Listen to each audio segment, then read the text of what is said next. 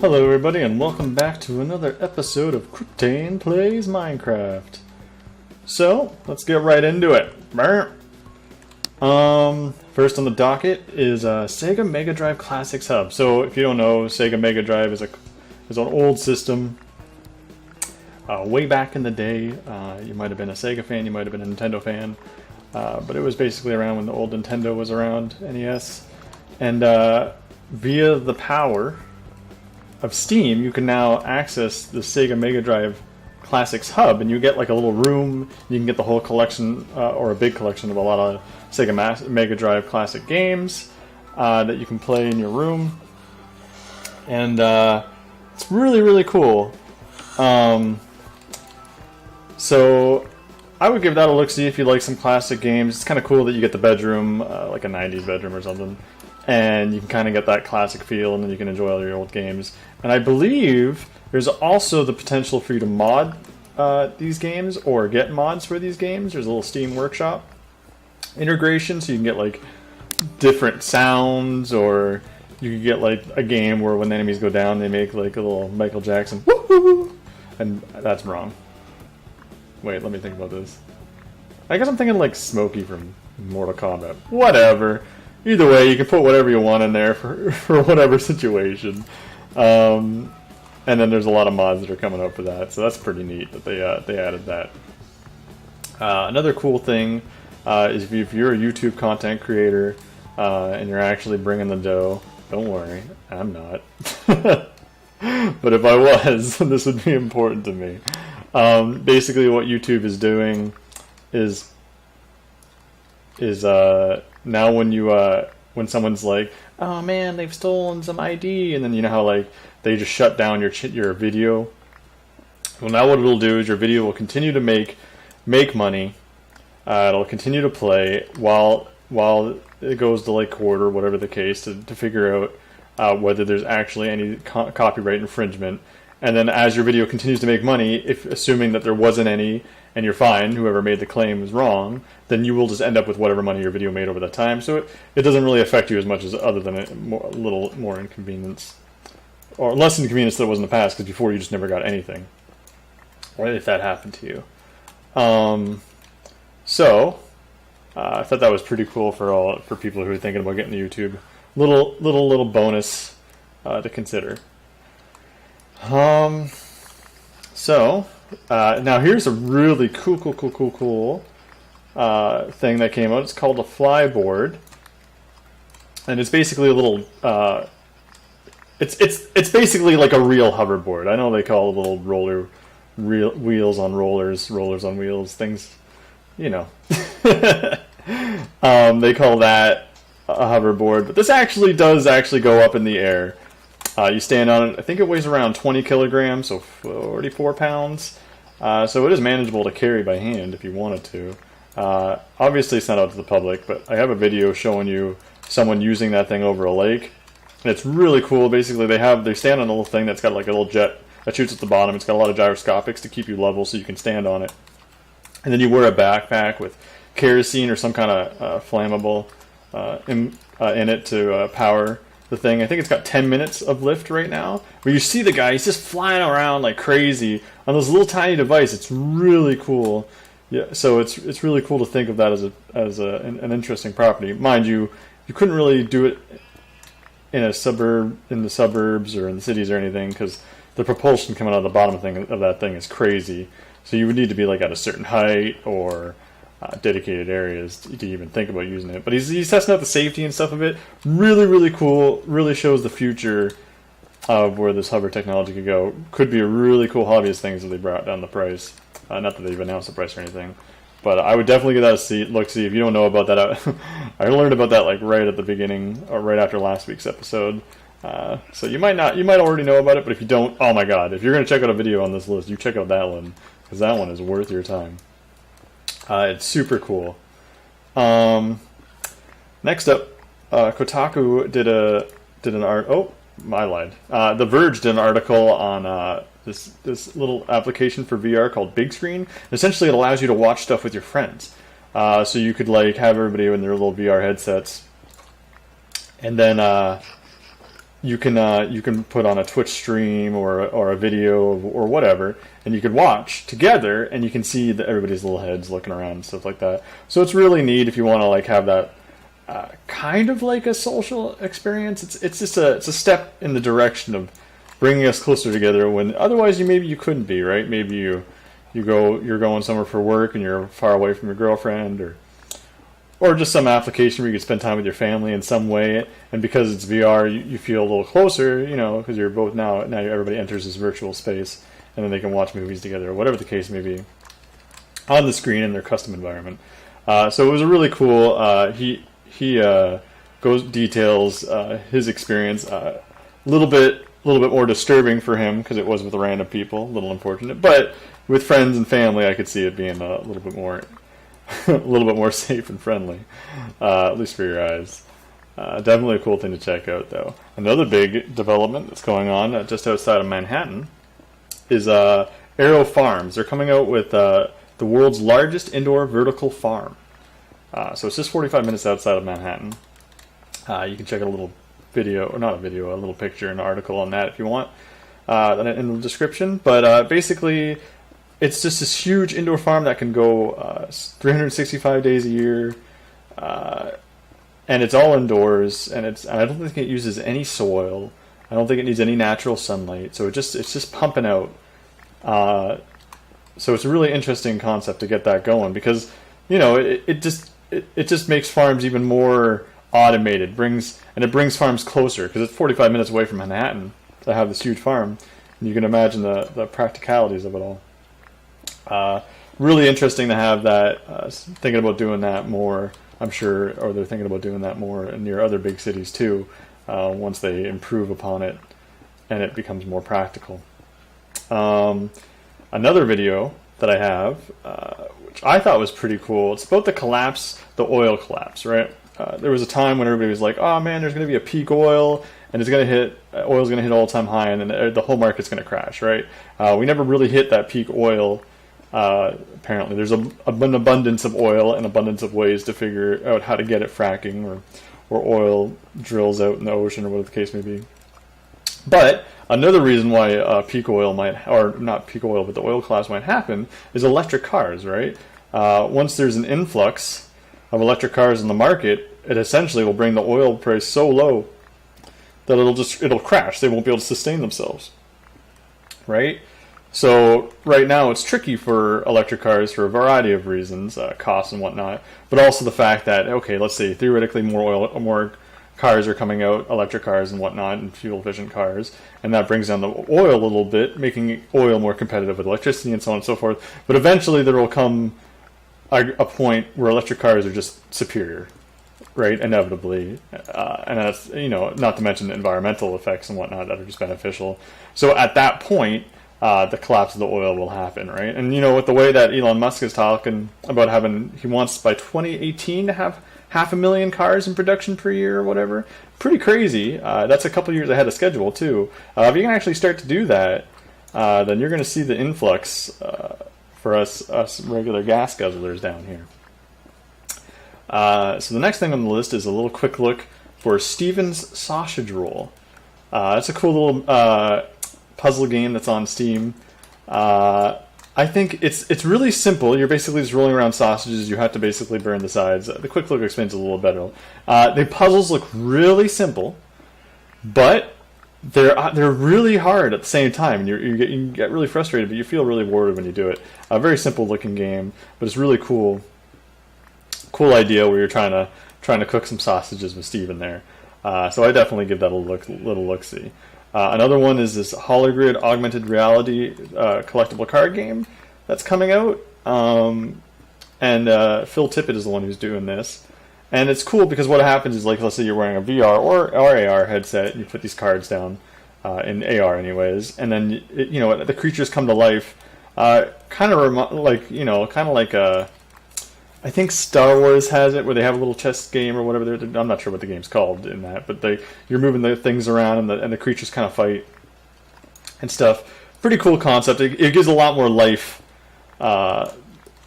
to the cards themselves, and makes it a lot more entertaining to watch. And another cool thing about that is that he's taking sculptures that he's making for all these creatures to put on the cards, and then he's taking photorealistic pictures of them all, so that way they kind of animate more like claymation. Yeah, right now, if you're curious, I'm just kind of clearing out and putting all the grass in here. I'm going to go a little bit more in detail just after I get all through the news here. So I would give that a look-see. Definitely pretty cool. So now, into a few shows that I've watched.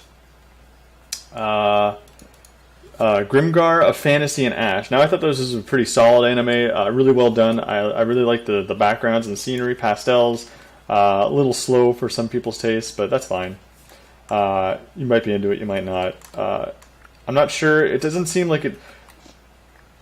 It doesn't really have like an overarching involvement. It's kind of like vague on how it all works. It's like, I'll give away a little bit of the first episode. Basically, there's all these kids that come in with amnesia. They basically look like regular people wearing sweaters and stuff, but now they're in a fantasy setting. They don't know why. They don't have any memories of the past. And they never ever go...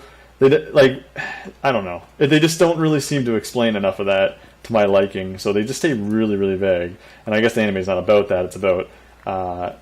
so they're in this environment and they got to kill the goblins, and overcoming the idea that, these goblins in this fantasy setting, it's not like a game, it's like real life.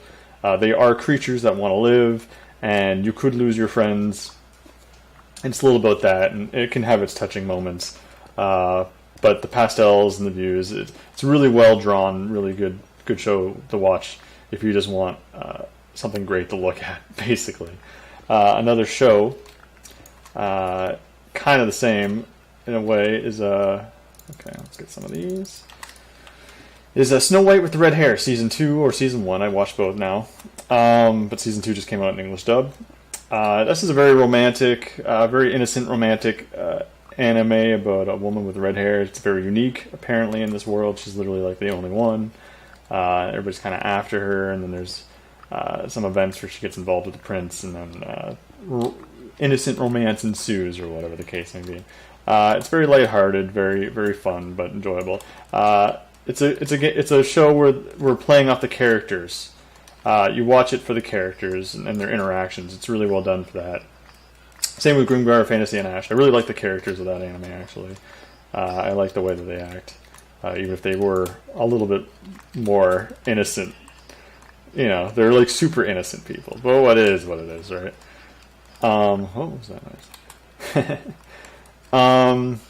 So I would give those two a good look. See, look into them. I mean, it might not be your style. They're very girly animes. I'll admit it. And by girly, I mean, like, you know what? I don't want to put a gender thing on it, but they're very romantic, heavy-ish kind of things. So if that's not your jam, you just want some pure action. It is what it is. And then I watched a couple movies here. Eddie the Eagle. This is based on true events. It's got Hugh Jackman in it and another actor who plays Eddie, who does a really good job of playing this character. I thought it was just a fantastic anime of playing. It's about a person who looks like he has a disability. I'm not sure exactly, something with his legs. But he really wants to go to Olympics, and he just goes for it. He just keeps going, he keeps pursuing it, and he goes to Olympics. And maybe I don't want to give it away, but it's about the perseverance of him going to the Olympics and how everybody's kind of against him, and however that plays out, I'm sure you can imagine. Really great show to watch, though. Movie, I mean, sorry. And I would really, really check that out. And if you ever wondered, the eagle has landed. I don't know if that was a phrase that ever happened originally before that, but that could be the origin of it. I don't know. So definitely give that a look-see. And then finally, the last show or movie I watched was High Rise with Tom Hiddleston. Oh my God! Now you might know how Tom Hiddleston is Loki from the Thor movies. He's done some other things too. I think Crimson Peak is another one. He's been playing these a little bit more art house low-key movies lately, on top of his role as Loki and whatnot. I think High Rise is really artistically amazing looking. The cinematography is really well done. The acting is really good. I feel like if you know Snowpiercer, there's like Snowpiercer is all about how there's like the lower class and the upper class and everything in between, and then the progression through it. And this kind of does the same thing. This is an apartment building with all these classes from the bottom to the top, and it follows Tom Hiddleston as he interacts with these people, and there's essentially like a collapse of society inside this building. It's interesting, a little vague. That's fine. I feel like they kind of lose touch with what they're trying to convey in the movie to a degree. So if you want some finality, you might not enjoy it. But if you want great acting, great atmosphere, great all around everything else, definitely give that a watch. Perhaps a little slow, although I didn't really find it slow necessarily.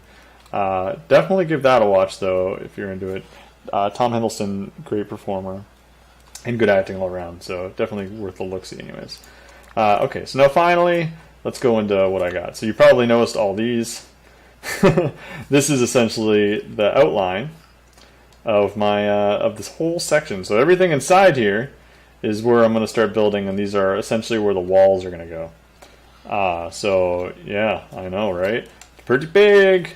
So I kind of have markers. It's all like evenly spaced. So these all indicate like that's where a tower is going to go, and then that's like the middle, and then the middle, the middle, the middle. Anyways, and yeah, I got my little tree farm that I got built. Why did I pick birch? Because birch only grows so high, so you can always get it from the ground. The leaves are never less than 2 above the ground, so you can always walk through it, so it's easy to farm them. And they never grow too high, like I said. You never get some weird, like, huge oak tree or something like that. So they're just the easiest to work with. So that's why I picked that. And then I got this little hopper system. Oh boy. Oh yeah. So where I can chop up all the wood. So I chop up all the logs, and I can throw them in there. And the top goes in here. The charcoal burns the logs. One charcoal will burn 8 logs, making 8 charcoal. So you get 7 charcoal. Turn around. That goes in here. And then I can throw them in the back to keep filling that up with charcoal. Same with this one. Then I have all the brick. I'm turning into smooth stone. So, let's go on over here. Where I want to start building the walls. So I'll show you a little bit. I didn't really do too much. I was just getting a little outline. So I think they're 15 wide towers. 1, 2, 3, 4, 5, 6, 7. Yeah. So 7, 7 in the middle, so 15. So these are 15 round towers. How I came up with this, if you look up, like, I don't know, Minecraft circles, probably the easiest way to check this out. So these towers are basically going to go in every corner. Boom, boom, boom, boom. And then this is the front of the place, because the backside is just all ocean that side, all ocean that side, river at least, an ocean on that side.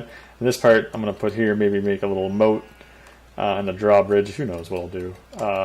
But anyways, so at least I'm getting that started. I was just digging this out so I can make this all nice and slick grass. And the reason why I like this place is because other than like a little bit of...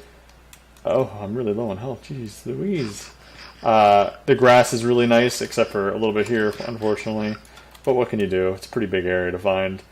And I'm pretty sure the grass will be nice and sweet, sweet green from here.